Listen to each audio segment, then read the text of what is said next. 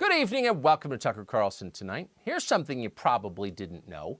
Congresswoman Alexandria Ocasio-Cortez, the voice of the streets, actually grew up in an idyllic little town 45 miles north of New York City. It's called Yorktown Heights. You never know it from listening to her recent race baiting, but the population of Alexandria Ocasio-Cortez's hometown is over 90% white. The median family income there is more than double the national average. Real estate listings show million-dollar homes on big pieces of gated property. It is not Queens. It is a very nice place. Yorktown Heights is so affluent and so peaceful. In fact, it doesn't need its own police department. Instead, it relies on the 59-man force that protects the larger town around it. This is the hood that spawned Alexandria Ocasio-Cortez, one of the country's most privileged revolutionaries. She called herself Sandy Cortez back then. She imagined that every place could be just like Yorktown Heights if only we got rid of the police. And apparently she still believes that.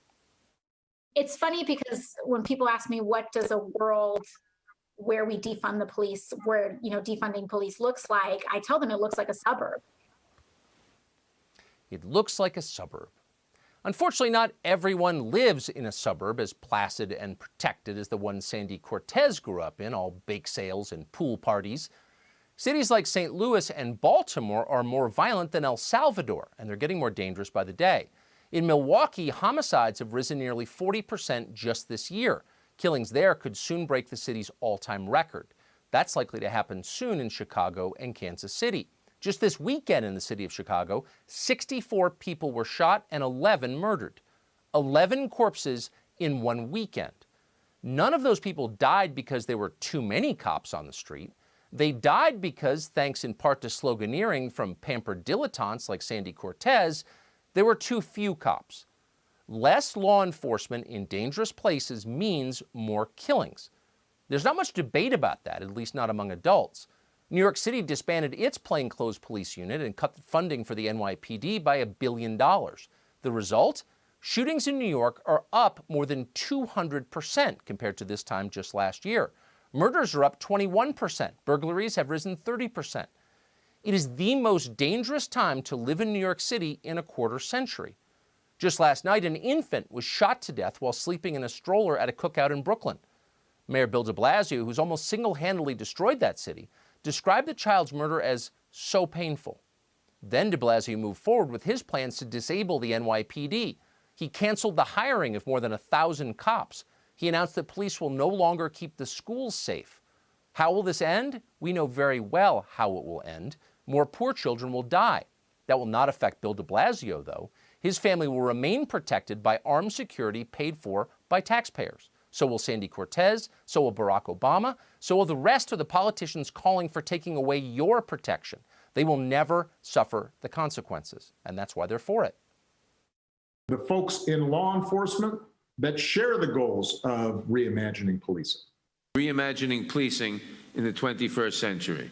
Rethinking and reimagining policing. Community efforts to reimagine policing.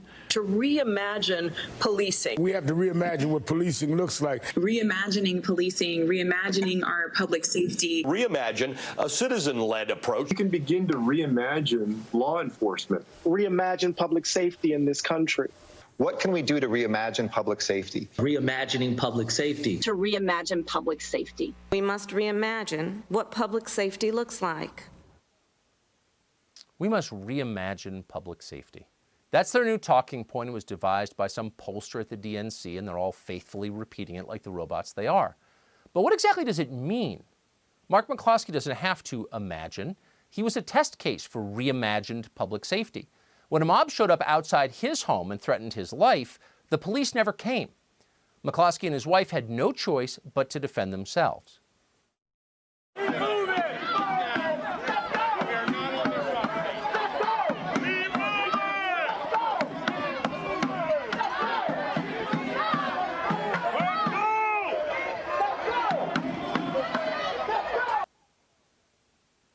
For centuries, since the beginning of recorded history, self-defense has been the most basic principle of civilization.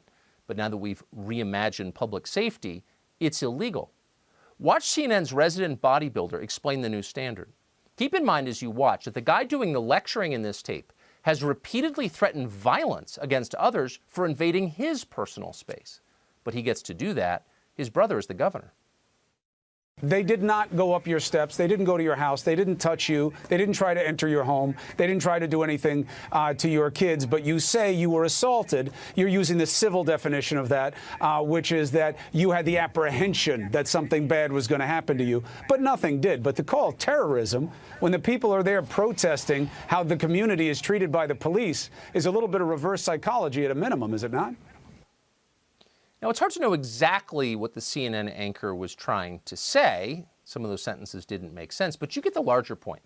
Homeowners who try to protect themselves from violence are the real terrorists now, and they must be punished. Increasingly, they are punished. Listen to the local political hack/prosecutor in St. Louis threaten to hurt the McCloskeys for daring to defend themselves.